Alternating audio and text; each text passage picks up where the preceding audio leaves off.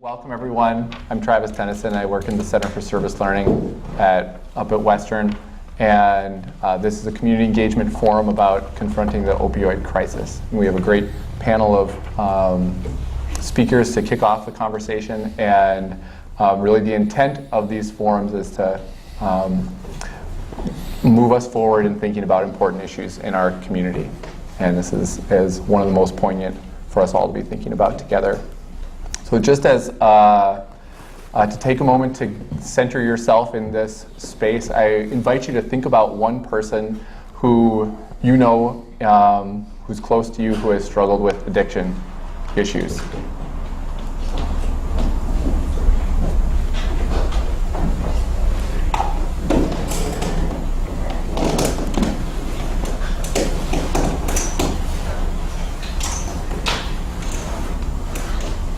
So keep that person in mind as we have the conversation. Now we have twice as many beautiful and important people in the room with us that we can draw upon for wisdom and inspiration. And now think about some public health challenge or crisis in the past that our species and our society has confronted and made real substantial progress on.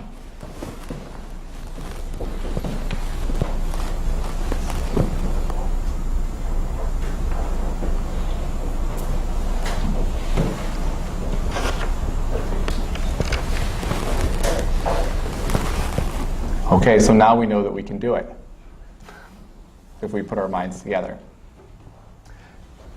So these community engagement forums are part of the Community Engagement Fellows program, which is an opportunity for community leaders, both within and outside of higher education, to build campus community collaborations for research or service learning or internships or co-hosting events, any number of things. So the participants in the Fellows Program are all in a small group that meet throughout the academic year. Some of the folks in the room are part of that program, and some of you are part of other parts of our community, and it's great to have a blend of those things. We have these forums to bring people together for important conversations that we feel are necessary. We encourage everyone to think about all the ways that this place has evolved over time. I really like having the meetings in this space because because it has these great photos around here in Maritime Heritage Park, and it used to be part of the ocean here, the Tidelands, right? It's been quite a transformed place. You know, this is Whatcom, where the first European settlers that stayed here permanently came. This is a place with a very deep human history. The Coast Salish peoples have been caring for this place and stewarding it for since time immemorial. So just thinking about all of the deep histories of the people in this place and how we're all a part of that is hopefully going to be part of the conversation today and every time we gather together. So what we'll do in this forum is we'll introduce ourselves, and we'll have the panelists who are up here with Christine Smith and I, who co-host the Fellows Program, introduce themselves, but then we'll go around and have everyone introduce yourself just very briefly so we know who's in the room with us. And then we'll have the panelists kick off the conversation with sharing some of their insights and expertise about the opioid crisis and their role in working on this issue in our region. And then we'll have the remaining time just for a conversation for everyone to engage in. To ask questions and follow up and share what you know. And we really try to get as many voices going and sharing in the room as we can. And then we'll have time for mingling and chatting afterwards. So why don't we introduce ourselves? And we'll just go around the circle. You want to start, Tony? Hi, my name's Tony Gargano. I am a local primary care physician at Peace Health Medical Group, and I've had a long-term interest in addiction medicine and trauma-informed care. And I'm Travis Tennyson. I work at the Center for Service Learning at Western and co-host the Community Engagement Fellows. And I'm Christine Smith, Service Learning at Whatcom Community College and co-host the Community Engagement Fellows program. I'm Michelle Heitmann. I'm the Behavioral Health Program Coordinator at Whatcom Community College. I'm Cindy Hollinsworth. I'm the Communicable Disease Manager for Whatcom County Health Department.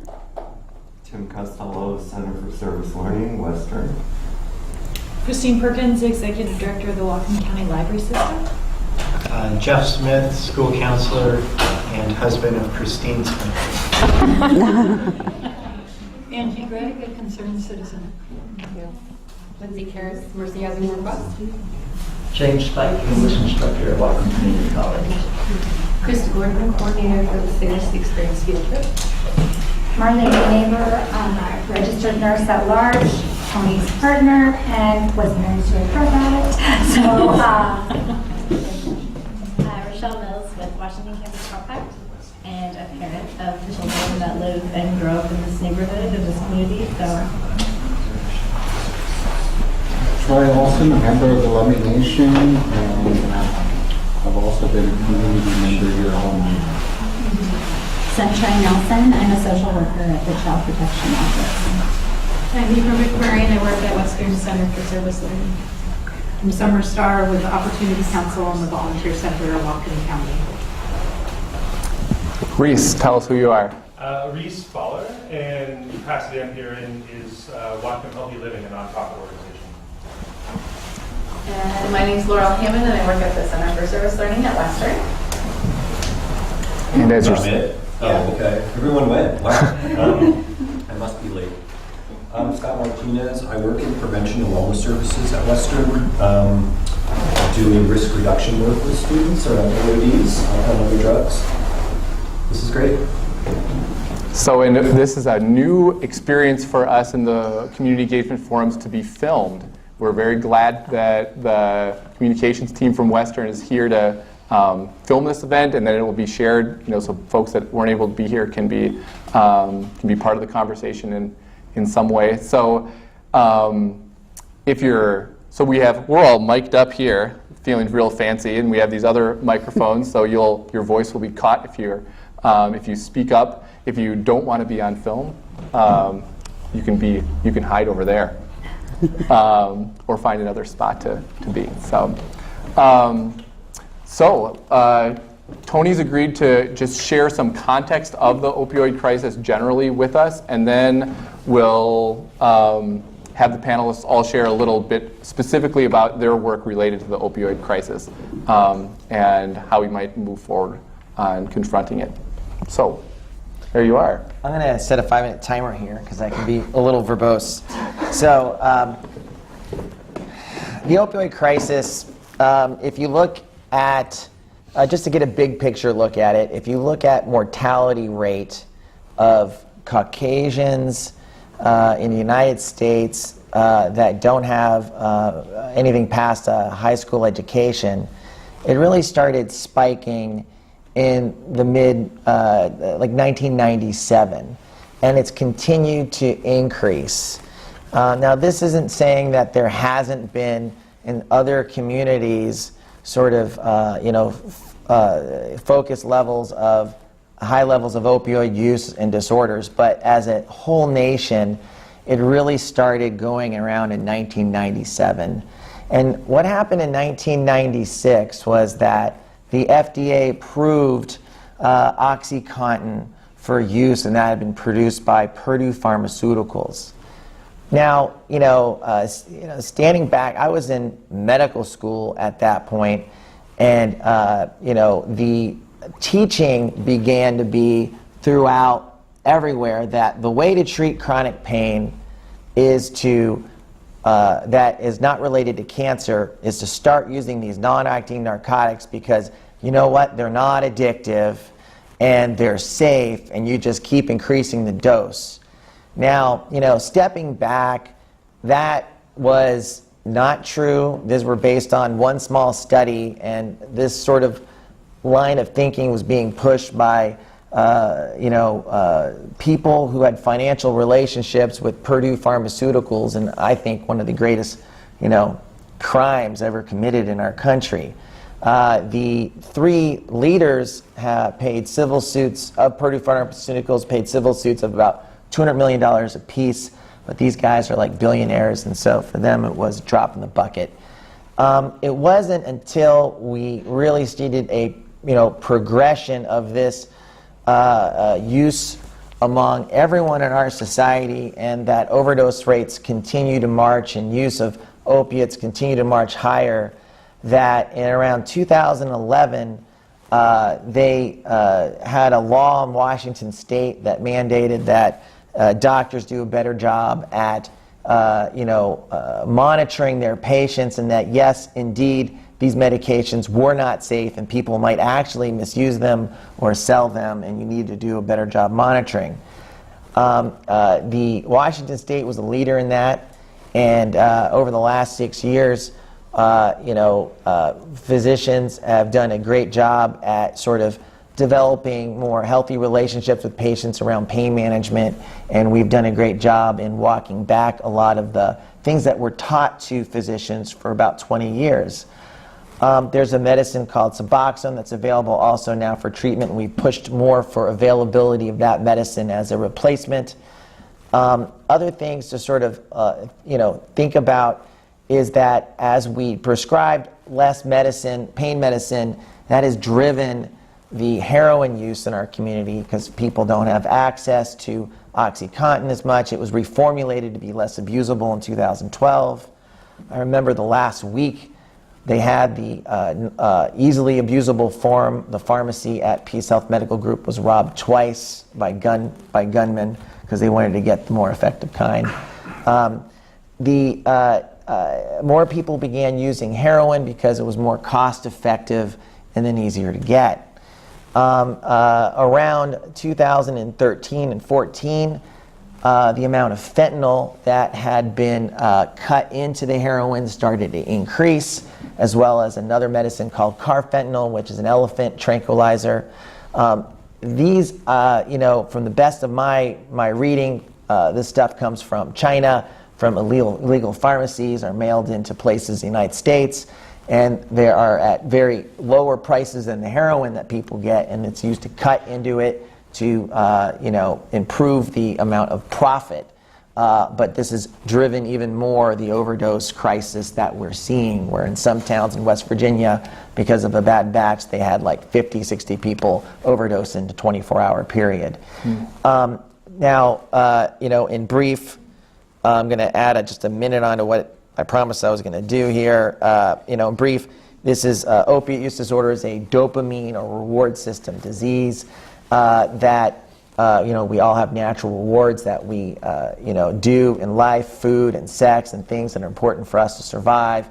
And these most drugs will crank up those dopamine reward system, and most people who they get some changes in their brain function and structure in response to this, and get this incredible obsession to keep using. Most people who pick up any kind of addicted substance suffer typically from childhood trauma, and that is the main risk factor for the intensity of any kind of addiction. And so, you can say part of this is also the result of a unchecked developmental childhood trauma crisis that have been going on in our Puritan nation for years without being appropriately addressed. And would be like the bigger picture look. So I'll pass from there. Cool. So, and part of, we'll hand it to you in a moment. Just part of what I hope we'll get out of this whole conversation is, better understanding of what the public needs to know generally, what common misunderstandings and misconceptions are out there, and then what are promising paths forward. So you can be thinking about those kind of context questions as you think about what you might want to contribute to the discussion. But we'll let you begin, and we'll go this direction, and you can finish things off, Tony. So I have a quiet voice, so do this if you can't hear me. I'm going to try really hard to project. At the health department, we coordinate the opioid response plan for the county.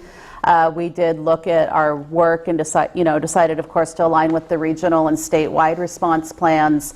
Many things in regard to prescribing and education are being taken care of at the state level. So we're focusing our work here on safety. So safety in terms of getting naloxone out in the community. Naloxone's a medication that reverses opioid overdose. And we also are looking at safety in terms of safe drug take-back. So County Council passed an ordinance, I believe right before the end of the year, that we are now going to mandate a safe drug take-back program here in Whatcom County, where the pharmaceutical companies will be required to pay for the disposal and return and disposal of unused medications. So that's one way we're going to get opioids out of medicine cabinets. I think it's been a big barrier for a number of years. People have a family member pass away, they have the stuff they want to get rid of, and you have to take it to the police department. It's about the only place that you could get rid of your opioids right at this time. And then we're also doing a small project with Chuckanut Health Foundation, giving us some funding around lock bags that are about 750 lock bags. They look like bank bags, and they've got a key and a code on them. And those are being distributed through our pharmacies here in Whatcom County for everyone who's they're going to go out fast. It's going to take probably just 1 to 2 weeks to get them out. For everybody who has a refill or a new opioid prescription, it's being used as that opportunity to say, this is serious stuff. You want to think about where you keep this in your home, who has access. I mean, clearly someone could cut into the bag and take it, but then you would know that something's happened to it. So those are two initiatives. That's kind of the safety initiatives. With the naloxone work, I am also here. I oversee the syringe exchange program for Whatcom County. I'm the communicable disease manager, so it's about disease prevention, but also about connecting with services. We do distribute naloxone to clients and their family and friends who come to our exchange. Another part of the work we did was taking a look countywide at who carries naloxone. Over this, Bellingham Police was pretty early adopters to carry naloxone on the officers, and since we started this initiative over the last year and a half, the sheriff's deputies are all starting to carry. It's really important that we have our first responders, especially in remote parts of the county, that have the naloxone on them. All of our EMS units also carry naloxone. And then the other piece that is being worked on is a marketing group that is the Whatcom, I want to say it right, Whatcom Has Hope website just went out right after the first of the year. Hopefully you've seen that somewhat on social media or seen that pushed out. It's a collection of resources for people seeking information about opioid overdose or abuse. And then there's also a series of videos being developed with Frederick Dent Productions that are putting a local face on opioid use. And so that's kind of our opioid working plan for the county. I thought it might be helpful to see. But the syringe exchange program is, I just wanted to give you a few minutes about that. We see in 2017, we had about 800 unique Whatcom County residents come in for services at the syringe exchange. It's confidential and anonymous, but we still give the clients a unique identifier so that we can track them over time for the services that they get. So exchange happens at the health department on Thursday afternoons. It's a one-for-one exchange, so the clients bring in a dirty needle and we give them a clean needle syringe combo. They're the little insulin syringes. And we actually have changed our model in the last couple of months to get people to come in from remote parts of the county. It used to be only up to 100 syringes, but now we can give up to 500 syringes out, which is helpful for people that come in from remote areas that maybe wouldn't come in for 100, but they will come in exchange for 500. Some people come in exchange for their user group as well. We have a pretty high hepatitis C rate in Whatcom County among our injection drug users, which is, one part of our public health crises. We are seeing increased combination use of methamphetamine and heroin injected together in the Seattle-King County area. And that's also, there was just a study just came out on my email today about looking at how many of our users share injecting equipment with men who have sex with men, which is a high-risk group for transmitting HIV and syphilis. So it's, King County's 100 miles away. It's close to all of us, and we do definitely see trends like that go up and down the I-5 corridor. So we educate our clients. We provide clean needles to them and clean supplies. We also provide screening. One of our big goals is that our clients know their status. So they can, if they're negative for hepatitis C or HIV, we will test them every 6 months. We also do screening for gonorrhea and chlamydia and syphilis, given that we know that people who inject drugs often will trade sex for drugs. So they're certainly a high-risk population for those STDs. We do give hepatitis A and B vaccines.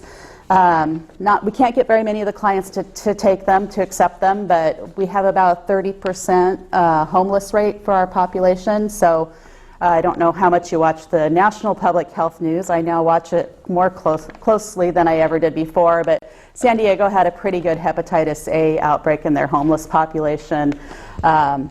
It's been ongoing since the fall. So something that we keep an eye on. We give out the naloxone. A unique part of our program is we have connections with the detox program. So we have 2 chemical dependency professionals that sit in the lobby during exchange and engage with the clients. Just talk to them about what they're there for, what their role is if somebody wants to engage in moving forward with medication-assisted therapy. So, and then we also now have a new partner coming to exchange, and it's a funded, I believe it was funded through some of our tax dollars. It's an Opportunity Council position that looks at homeless engagement for opioid users. So she's been coming to exchange as well and connecting with our clients, making sure that they're at least engaged in the system and know what their opportunities are. So I could talk for a while, but there's a lot to think about. Thanks. That's Cindy Hollinsworth from the Health Department. I don't know if I did introduce myself at the beginning, pardon but me. that's Okay, fine. there we go. Yes, and I was going to say I'm a registered nurse. I've worked in this community for a long time, since I went to LPN school, and I remember working in long-term care, and when those long-acting medications came out, MS-Contin before OxyContin, and it was just the miracle, and you could give everybody everything. And then I taught nursing for a lot of years, and it was a lot of, pain's the 5th vital sign, and everybody has the right to be free from pain. And we, and then now we've seen the pendulum swing back good as it should, because they're dangerous medications, and we need to be careful. So. Cool, thank you, Cindy. Yeah. Michelle? I'm Michelle Heitmann. I'm the Behavioral Health Program Coordinator at Whatcom Community College.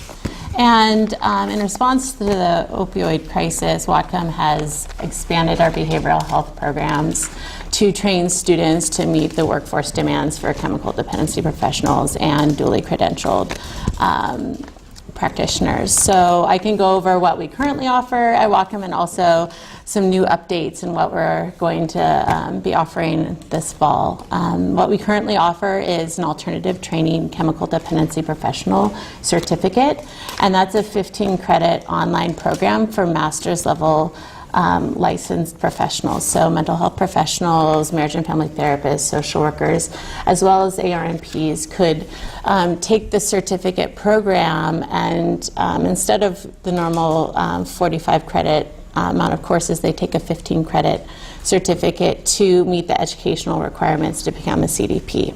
So it's a faster track program, and they complete the education through us. They still have to take an exam, but they have to complete less hours. So it's a faster progression for those master's level clinicians to become CDPs. So we've been offering that since spring of last year, and in partnership with a grant that we've received, a HEAT grant, and that grant has really been driven by employer demand and workforce demand, and even so much so that the North Sound Behavioral Health Organization has come on board to provide tuition funding to their contracted agencies' employees. So that's been a great added benefit, and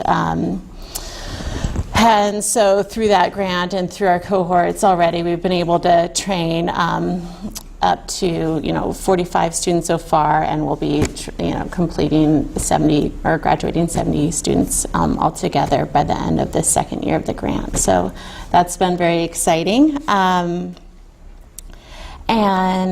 So there's just a very strong employer demand for CDPs in our community, and so we're trying to meet that need. So we have also developed a certificate and associate in science degree program at Whatcom Community College that we've received state board approval for, as well as board of trustees approval, and so we plan to offer that fall, this coming fall, and so we're getting the word out about those expanded programs. A certificate is 65 credits. And that's for anyone who has a prior degree, associate, or bachelor's to meet the educational requirements of the state. And then our associate degree is for anyone who may not have prior educational background to meet that educational requirement to become a CDP. So those are our program updates at Whatcom. Cool, thank you. All right. Okay. I work at Peace Health Medical Group in primary care, and I could sort of answer what we're doing from multiple different perspectives, and I'll just start with what I do. I'm a primary care doctor, and I went and got a special license to prescribe a medication replacement for opiates back in 2006. I had a patient who was using heroin, and I didn't have a license. Closest methadone clinic was in Arlington, at Arlington Crossing. She had all over body pain, which is not unusual for people who are abusing opioids, and she was frankly miserable. And I tried everything I could legally prescribe her to help her. I couldn't give her methadone, and she had children, and she had to go to the methadone clinic, and she couldn't get access there very easily, didn't want to go. She committed suicide, and I decided, I needed to do something, and I got a license for suboxone and started, at that point I was like, I'm never going to not be able to help one of these people again who need a replacement, because in Whatcom County it was a long drive to get the appropriate help.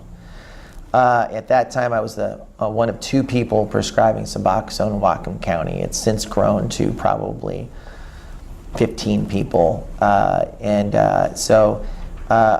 often identify people, or people contact my office, refer. I have a very open conversation that is non-judgmental with them about their drug use and about their childhood and what might lead to drug use, and help them put it in perspective so that they can develop a shame-free sort of view of what happened and where they want to be, where they want to go. And I explain to them that these medicines are simply grace to not use drugs and to be, to be healthier and to work on their life. And many of my patients need to be on these replacement medications for the rest of their lives, some for just several years. For many years, I took all the pregnant patients who were opiate dependent in Whatcom County, because no one else wanted to prescribe because they were concerned about getting sued. And their only option was then going down to Seattle and get admitted to an inpatient treatment, and many of these people had children. Now it's become more prominent for people to feel comfortable prescribing to pregnant women this Subutex or Suboxone.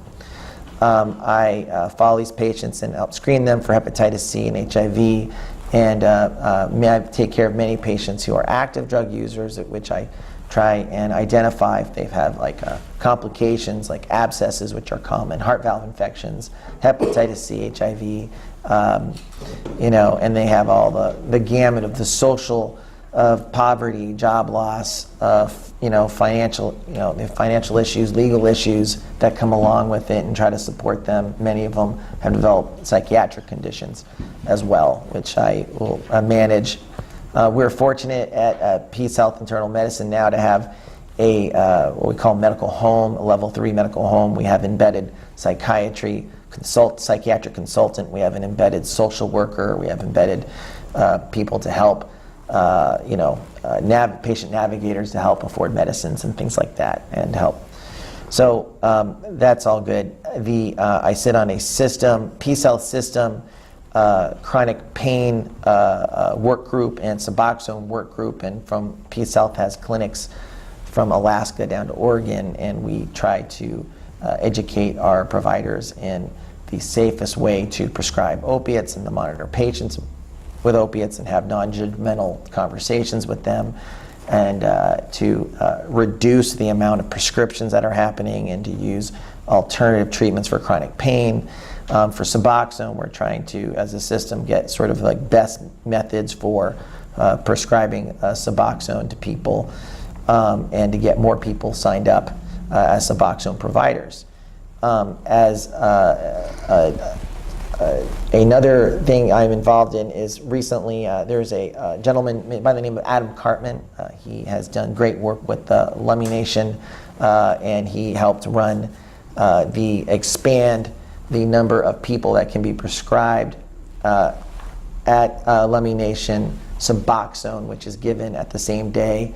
And they, like a methadone clinic, at this particular clinic, they can have it there and hand it out if they do their counseling. And it's been a very successful program. Adam has started a nonprofit organization in our community called Cascade Medical Advantage. Him and another retired nephrologist who got a Suboxone license, Dr. Ransom. And they got an $800,000 grant for our community using the Vermont's hub and spoke model, of which Cascade Medical Advantage's nonprofit is the hub, and Peace Health is a spoke, which I'm the representative, and then there's CMAR has a spoke, and I think Unity might have a spoke, and the Lummi is a spoke, and we've got various spokes that we all are cooperating, and we are now hiring a medication-assisted treatment coordinator, full-time position, to help identify people in the hospital or in the community that need. This is just with Peace Health.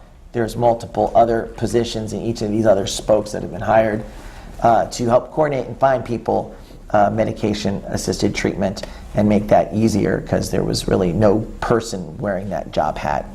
And so that's kind of, in a nutshell, what we've been involved in.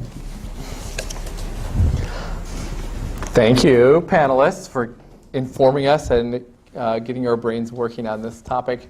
So we'll open the floor for questions and comments. And again, let's be thinking about what are the promising pathways forward for continuing to work together synergistically to address these issues that are multiple issues, as you've all described, and what other types of wisdom and expertise are around to engage in the process. So, and if there are just questions that we have for these folks as experts who think about this topic all the time, that's a good time to learn as well. So the floor is open for questions and comments, and we'll keep the conversation rolling. Basic starting question. So with the epidemic at hand, kind of coming from that 1996 decision and moving forward, right? We got a lot of folks that fell into that trap, right? Is it at this point we've reached the peak in opiate and it's been going down, and opiate abuse, or are there still systemic problems of folks getting into this, and there will be an ongoing epidemic ad infinitum? Right? What's the long-term prospect? Are we dealing with the short term, like the next couple of decades of problems? That sounds pretty long to me. But I mean, I am hopeful that with some of the behavioral changes in the healthcare community and other changes that we're approaching, that we're going to take a bite out of this. I think we haven't seen any slowdown in the mortality rate, and I think some of that is secondary to the onslaught of fentanyl and carfentanil that have been getting into the heroin, and the transition from prescribed narcotics to people choosing to do more heroin because of the focused reduction in the amount of prescriptions, so there's less availability. And I think that we might see increased mortality from this for another 3 to 5 years would be my best estimate. But I'm also hopeful that we're going to get even better systems in place to get people better treatment earlier on in the disease process, and also have hopefully better interdiction in the long run as far as preventing the fentanyl and the and as much heroin getting into the country, although that's going to be difficult.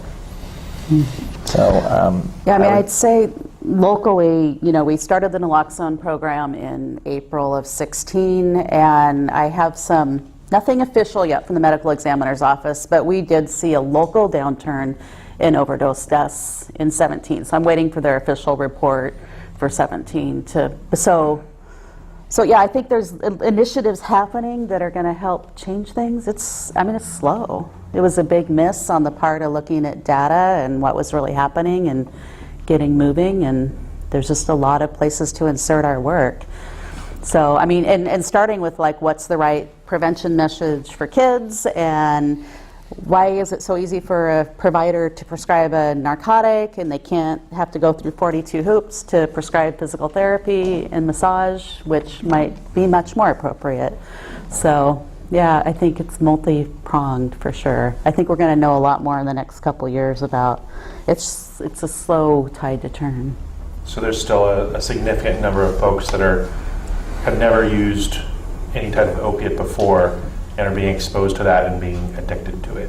Like there's still a way for them to get into that system. Heroin is widely available. Mm-hmm. It is used in our high schools. Mm-hmm. So it's and there was the perception, I think, for a long time that pills were safe because they were made by a pharmaceutical mm-hmm. company, therefore they're safer, and that would be the gateway drug. Our hope is that when there's less pills available, then more younger people will view that as, not as that safe gateway into opiates. Mm-hmm. And I think that's where we got into trouble.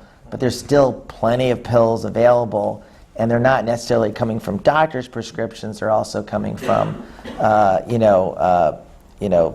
people stealing medicines directly from manufacturers, people importing pills from other countries and selling them. And so there's other ways to get mm-hmm. Safe appearing pills. Mm-hmm. Just one surgery from somebody so inclined, you see them being pretty normal and then have a surgery and it just goes terrible, It gets sucked into it in a way that you don't see other people it happens to. And there are education initiatives around educating physicians to prescribe less. In fact, Molina, our state insurance, has said that we're capping short-term pain management at 42 pills, and if you need more than that, you need to justify it. Mm-hmm. Mm-hmm. Some practices are starting to set guidelines for their providers, kind of like, X surgery gets this and Y surgery gets that. And so, I think it's, mm-hmm. There's a lot wrapped up in that, right, as far as even getting everyone on board or taking away autonomy and decision making. But I think there's some best practices that support that, for sure. I'm wondering if you have to be 18 for this sort of exchange program. No. So teens yeah, we don't see the younger clients that might be. I would say our average age, I haven't looked at it for a while, but I would say mid-20s to mid-30s is where the more of the population is. But we do sometimes see younger clients. I also had a question about suboxone, and I hear a lot of addicts say that they use and they're actively using, but they get by on street suboxone. Sure. And so I'm wondering if you have an idea where that's coming from. Well, they've done it. No, it's coming from my prescriptions, and so there is a natural. people want to help each other, or people want to trade things, and we can do pill counts, we can do random urine drug screens, but people are going to say, here, try this, or hey, I have this. We educate our patients not to do that. We can't completely stop it. It's a long-term program. But there has been studies that show that people that abuse or trade their suboxone with other people, or purchase street suboxone, using it as it's intended. Yeah. And so I certainly would not promote any of my patients to do that, but I am also less concerned because suboxone is significantly safer. 2-year-old can take a whole bunch and not die, and just be observed for a brief time in the emergency room. It is a much safer medication than all the opiates. And so we like to do suboxone because it has naloxone in it, and it's less divertible. Subutex, the pure form of buprenorphine, is injectable, and people can get a little high from it. But what happens in Europe when they prescribe Subutex, or that Suboxone without the naloxone in it, is that people with long-term injection behaviors would like to continue to inject their Subutex because they like the injection practice.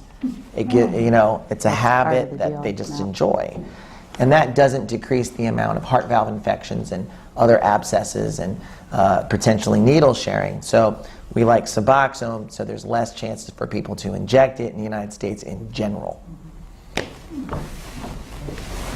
So does it just stop the cravings, or do people get high when they're taking Suboxone? So I would say the great majority of people do not get high when taking Suboxone. It has a limit in its effectiveness and its strength. It's a partial agonist, whereas methadone and heroin and morphine are all full agonists and fully activate the nerve that it's activating. But the Suboxone's only a partial. And so the chances of you feeling sedated, I believe people on Suboxone often can operate heavy machinery. They drive a car, they're awfully not sedated and feel completely normal. And it takes away the cravings. And it's that obsession to avoid withdrawal and to find drugs. I think one of the biggest misconceptions about opiate addiction is that people are getting high off of it. After the first couple of months, that is not true. People at first are getting high and then going back to their normal and getting high and going back to their normal, but eventually they're getting back to normal when they use, and they're feeling like hell when they're not, and they're just using to stay normal. And that happens with everyone in this. So what Suboxone does is, legally I can give you something that keeps you feeling normal, and then you can be, you're not breaking the law, you're not injecting anything, you're not having risky behavior, and you can focus without craving on then focusing on emotional recovery from whatever trauma that you had that got you there. So people in treatment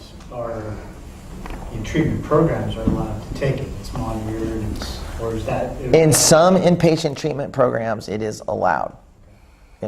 And you've got to wonder whether or not the amount of money we're spending on inpatient treatment programs is even worth it, and how efficacious they are. I think intensive outpatient is just as efficacious, and when people are in inpatient, that's sort of, maybe at times they really need that time, but most of the time you go right back to your real world situation and you relapse, and you just had someone away for a month. And so, and I think it's a big, who wants to go away for a month? And for us to force that on them often, I think, is the wrong route, that we need to get people to get in recovery in their community and start there. Mm-hmm. What other perspectives do folks have? We have people with many different roles in the community here. So where do you encounter this? I'm kind of surprised that there's not more religious leaders from our community that are addressing this issue from their parishioners that are dying, and their parents and their children, you know what I mean? Because they're performing all these funerals, and I'm just kind of amazed that they haven't taken a little more proactive take on it. You know, I don't know if anybody's reached out to them though, but they're the ones that see these families in their crises, so I'm surprised they're not represented here. I think there's a lot of families who struggle with it silently and people who don't know. I know that they talk to their, Yeah. usually they still talk to the minister or preacher or whoever it is. So, But there's a lot of shame. Yeah, shame. yeah, exactly. I just want to add, I'm a state certified chemical dependency counselor. I've been since 2005 and worked in various outpatient facilities. I used to work up at the local DSHS office on Bakerview. I used to do the county funding DOTSA assessment, alcohol and drug assessments, and I couldn't believe over the course of the 3 years I worked at that job how many indigent folks were coming in off the streets with heroin addiction. It was overwhelming. I was the only one in the office handling all of this and trying to get all these people to state certified inpatient residential programs that were sometimes hours away up and over the mountains and trying to get these people to Portland and everywhere. One of the barriers, and I wonder if this has improved in any way, is that I remember many inpatient facilities saying, have they detoxed yet? Because we won't take somebody who's actively withdrawing from opioids or opiates. And there were so few resources for detox in Whatcom County. Skagit often wouldn't take them if they were out of county.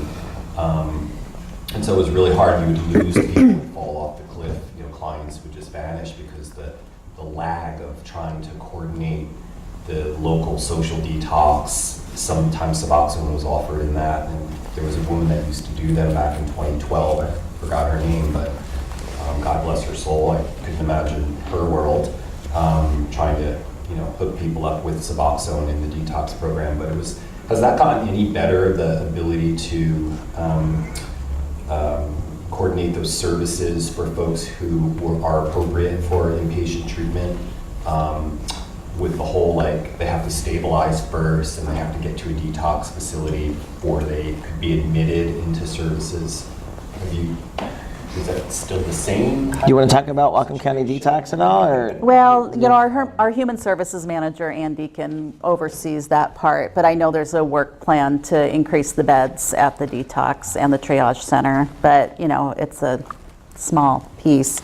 I was at a Healthier Washington presentation a couple weeks ago, and there was some models about promising practices for some low barrier initiation on suboxone, so not necessarily co-located with the syringe exchanges, but getting to the clients where they are on the streets and letting them do home induction wherever home is, even if they're homeless. So there's opportunity here in Whatcom County. I don't know what you see in your practice. I don't see a lot of change other than that some places are accepting people with suboxone, but generally they, if they don't, they want them detoxed before they come in. The standard. Yeah. With maybe a few additional beds. Yes, available for the detox, This has been so educational, thank you. And I applaud you for being in the trenches with this population that's going through such difficulties, so I know it's exhausting.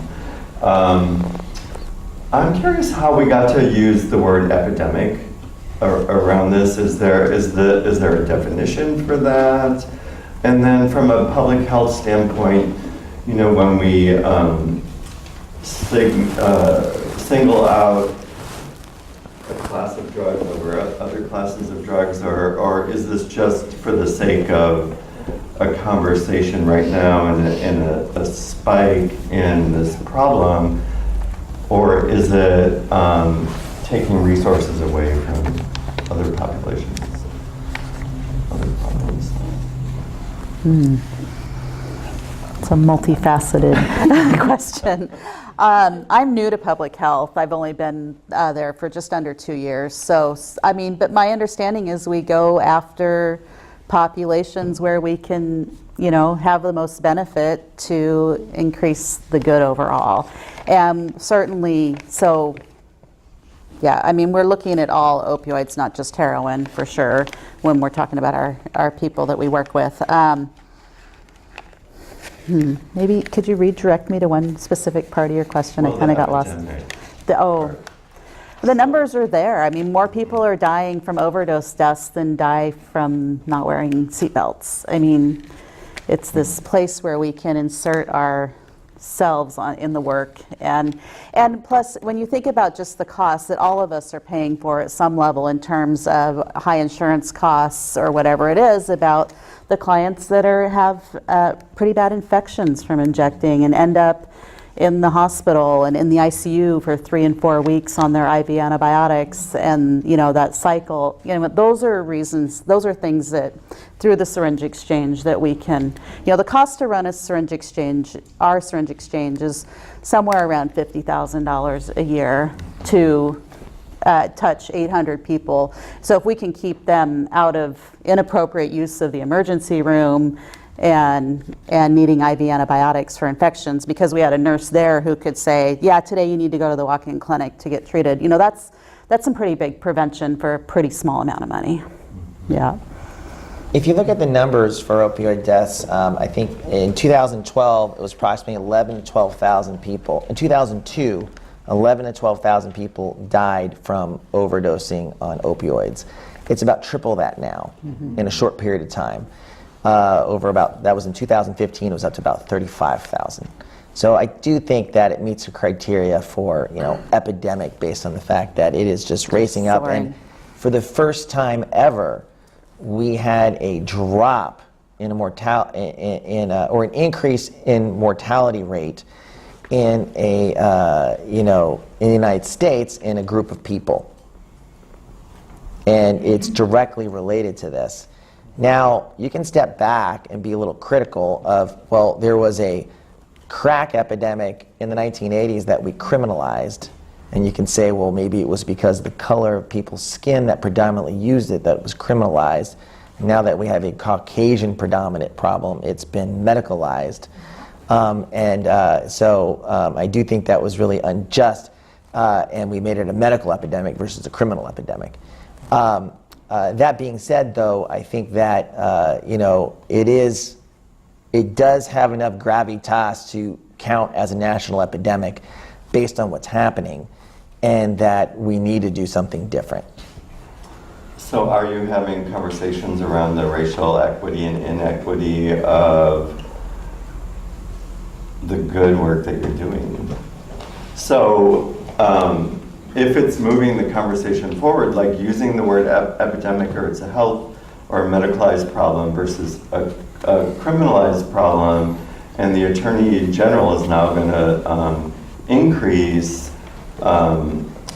sentencing and prison times for drug crimes, but this will not fall into that category. So we have the privilege of being here and to have you, but be the voices for the people who are suffering under this epidemic and addiction. But who are the voices for communities of color that are going through other things? And do those voices even exist in your world? Well, Whatcom County is predominantly white. So in my world, I would say no. But I do think in this world, there is a lot of voices out there for, minority communities and that are sticking up for them. And I know, I just think it's interesting how the verbiage has changed throughout the years. I do think that really, if you are in a lower economic class, it does significantly increase your risk based on the stress and of being there in getting addicted to something. And this is a very lethal thing to get addicted to, and I think that certainly just getting health care for all and getting people access to treatments that are affordable regardless of their color and regardless of their race is of utmost importance. And so I don't know if that answered your question. Yeah. The other, I think what you were saying though is part of it being an epidemic is that there's no bias to who is affected. When you have like HIV or hepatitis, it's limited a lot of times to a kind of a group. And this opioid, the reason they call it an epidemic is there is not that. It's all over. It's your teachers and your kids, and it's the fireman who had a fall in a burning building and then died of an opioid overdose because he was taking it for his back pain. And that's where I think it got into that language of an epidemic, is that all these people started showing up dead. What is that study? When they really started finding that in Washington, University of Washington. Yeah. Can you give him that one? Because I think that really helps people see when this when that study had come out. Mm-hmm. I think it was 99 or 2000. There was an LNI. It was an LNI research who started noticing that there was overdose deaths in people who were on LNI claims for back injuries. So they would go in and they would have started an LNI claim for an injury, and they found that just one after another were dead within 3 years from an opioid overdose. And they just thought, this is ridiculous. And that's, I think, when it really was identified. Well, and we might talk about the word epidemic, but I don't think this is considered an epidemic on the national level as far as the number of responses, like a national emergency response. It hasn't really happened from the White House yet. There was talk about it, but I think he backed off. He did. He said the word. But I'm hoping that you didn't think I was, that this shouldn't be prioritized.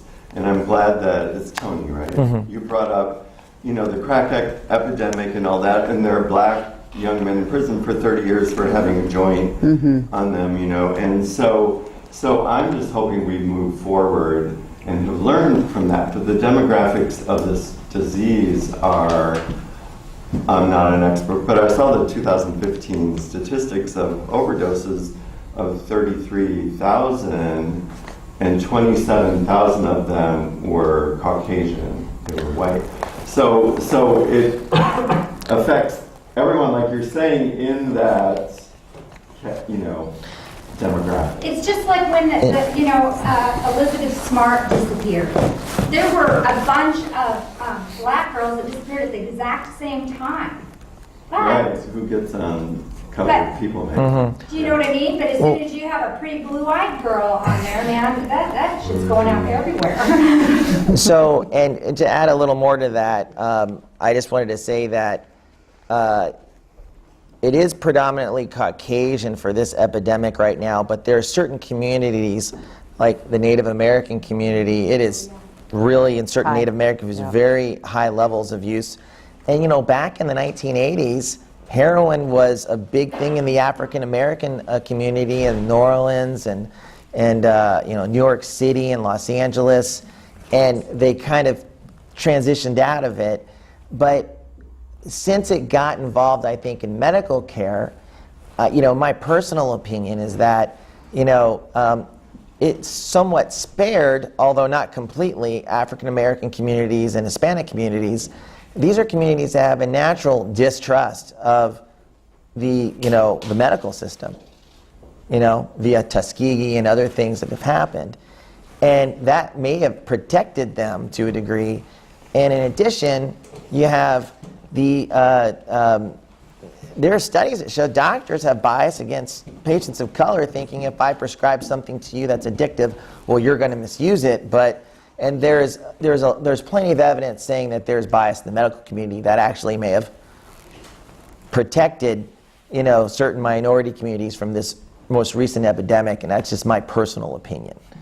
But I think it's interesting how sort of this race and medical care and the epidemic can all overlap. Can you tell me a little bit what the CDPs do in our community? Yeah, I mean, yes. yeah, chemical dependency professionals. So They are located in a variety of different treatment levels, inpatient, outpatient. You can find them in schools, more and more in medical clinics with the integration. So they are often doing assessments with clients coming in on their alcohol and drug use history and identifying what level of care they're needing to be placed in, and then also providing that treatment in variety of whatever setting they're placed in. So they do individual counseling, group counseling, and working with medication assistant treatment providers to provide that wraparound care for clients. So, yeah. Total different angle. At the Whatcom County Library System, we're inching our way towards considering offering naloxone nasal spray in our libraries for our staff who may voluntarily To have a policy. have to administer should we witness an overdose situation. But we're interested in the mechanics of like, I think Walgreens is offering it without a prescription now. Well, we actually, what a nice segue. We have a program at the health department. We have funding through a University of Washington SAMHSA grant, which is federal money to support interventions for opiate or for drugs and alcohol. But we can set up community agencies, social services agencies with their own starter kits of naloxone, nasal naloxone. So I'm the contact person for that, and I have a trainer that I can set up. And I don't have a class scheduled right now, but normally what I do is one agency says we want to do it, and I say, great, in 3 weeks and Friday we're going to do it, and then I just put out the invitation to the community, mostly through social media. So, yep. And the starter kits, can they be accessed, are they to be accessed only by people who have taken the training, or if we have them available in our branches and say a staff member loses their nerve, right? Yeah. I don't know if I can do it. But a member of the public walks by and says, I don't care, this person's dying. Yeah, I think that, there's model policies out there on stopoverdose.org. So the idea is that you come and you get your kit, which is 2 doses, and you take it back to your agency, and then it's a train the trainer program where you can train others in your workplace, work with whoever the manager is or how that works to get a policy into place. So I think if your policy so read that it was available. Naloxone is a very low potential for harm medication. If you give it to somebody who doesn't need it, you're not going to hurt them. It's not like giving someone epinephrine who doesn't need it. It's really different. I think there's a Good Samaritan coverage on it. And there is Good Samaritan law as well. Yes, thank you. We've checked in with our attorney, and he reminds us that if we want Good Samaritan coverage, that we cannot require staff to do this as part of their job, that it has to be optional, and then they can choose as a citizen to... Yeah, there's a number of ways we can do it. With some of the housing agencies that have a number, 15 employees, I actually just connect them with the trainer, and the trainer goes to their place, and any staff that are interested then check out a kit, and they can do it that way. Or some people, like their agency doesn't really want to deal with it, but they're okay with the individuals having it, so they can come to the class of the health department. So, yeah. So we have just a couple minutes before we'll call it a day formally. Any final questions or comments? I was just wondering if, maybe this doesn't come up, but if there are interventions in place that are recognizing that there are children who are being traumatized through this epidemic, and because childhood trauma, it sounds like there's a link to then abusing as an adult. Are there interventions that are money's going that way also that can identify families that are being impacted so that they can sort of stop the cycle before it continues into adulthood because of this? There's a number of initiatives here in the future, I want to say, it's Future of Children. I don't know if anyone here is engaged with that group, but it's cross-county. It was kind of an invitation-only event to take a look at what are the really big strategies that we're doing to support families with young children.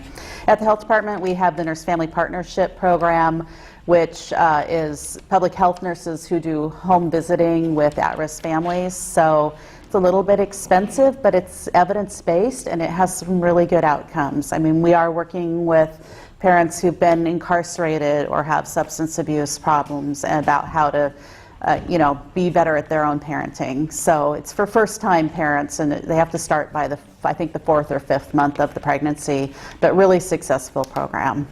So. And if they're referred to CPS and it screens into our office, we do a ton of working with, getting the substance abuse assessments, trying to get into treatment. It might be getting on suboxone. We're totally cool with that. And getting them into programs, the nurse-family partnership. We will refer them to, or we'll pay for them to go do Bridget Collins or other kind of programs. So we can help in that way, but they've got to kind of meet a criteria of screening into get our services. And I think as a society, one of the things we can all do is educate ourselves that what these folks are dealing with is a disease, and that it's a brain disease essentially. And so one of the biggest public health issues I think we're facing right now is the stigmatization of people with addiction. And that often is, I think there's been some research done that shows how many people put off getting treatment, or how many folks dealing with chemical dependency will not seek help or not come out of the closet, if you will, and seek services, just because of having to face that shame and guilt. And it's usually friends and family that don't have the language to talk with them about, just that it's not their fault, and it's not, we tend to focus on the outward behavior, the stealing, what they have to do to get money to get that next fix, or whatever it is, and that's part of the disease. Is they don't want to get dope sick. They don't want to be out on the streets withdrawing and feeling like they got hit by a Mack truck because of the body aches or the flu-like symptoms.